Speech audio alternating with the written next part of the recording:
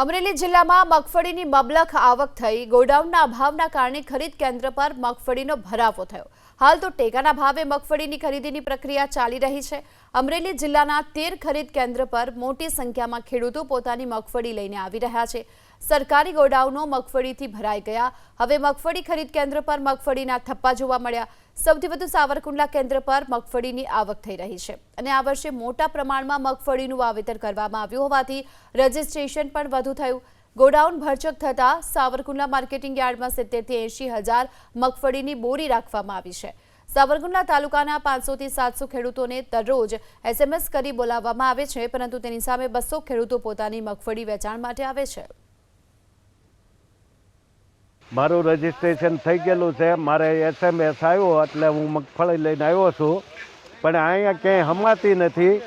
પુષ્કળ પ્રમાણમાં આવક છે ને ગુણોના થપ્પા લાગેલા છે ને તોય છતાં બી મારી ખરીદી ચાલુ છે। મેં સાંભળ્યું છે ગોડાઉનમાં ક્યાંય જગ્યા નથી અને મારી ખરીદી અત્યારે તોળાઈને કમ્પ્લીટ ચાલુ છે। હું લીખાળાથી મગફળી લઈને આવ્યો છું। ટેકાના ભાવે રજીસ્ટ્રેશન કરાવ્યું હતું ને મારે SMS આવ્યો છે એટલે હું મગફળી લઈને આવ્યો છું। 100 મણ જેટલી મગફળી છે ને મગફળીની ખરીદી અટાણે ફૂલ થઈ રહી છે। ગોડાઉનો ક્યાંય ખાલી નથી।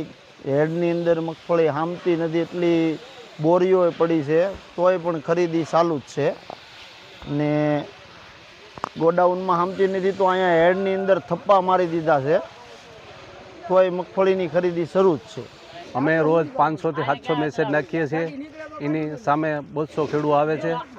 ગોડાઉનની થોડીક અવ્યવસ્થાને કારણે અહીંયા માલનો ભરાવો છે, છતાં દરેક કોઈ ખેડૂતને તકલીફ ન પડે એ માટે દરેકનો માલ અમે લઈ લઈએ ને ગુજકો માર્શલ વતી આશ્વાસન આપીએ કે કોઈ ખેડૂતનો માલ રહે નહીં, કોઈ મેસેજ બાકી નહીં રહે, બધા ખેડૂતનો માલ લેવાઈ જાય। ખેડૂતોની બાકી રહેલા ખેડૂતોની કોઈ પણ પ્રકારની મુશ્કેલી ન પડે તેવું આયોજન સાથે એમને નિયમિત રીતે મેસેજ બોલાવી અને એનો તોલ કરી લેવામાં આવે છે અને સ્વખર્ચે અહીંયા જે રવાનગી નથી થઈ શકતી એના થપ્પા એટલે કે થડી જથ્થો ગુણો ઉપર ગુણો લગાવી અને થડી લગાડવામાં આવે છે, જેનો ખર્ચ તો જે તે કેન્દ્રે ભોગવવાનો આવે છે, પણ ખરીદી કન્ટિન્યુઅસ ચાલુ રહે, એમાં કોઈ બંધ ન રહે અને એટલા વિપુલ પ્રમાણમાં 14 લાખ જેટલી મગફળી 14 લાખ ટનથી વધારે ખરીદી થઈ છે।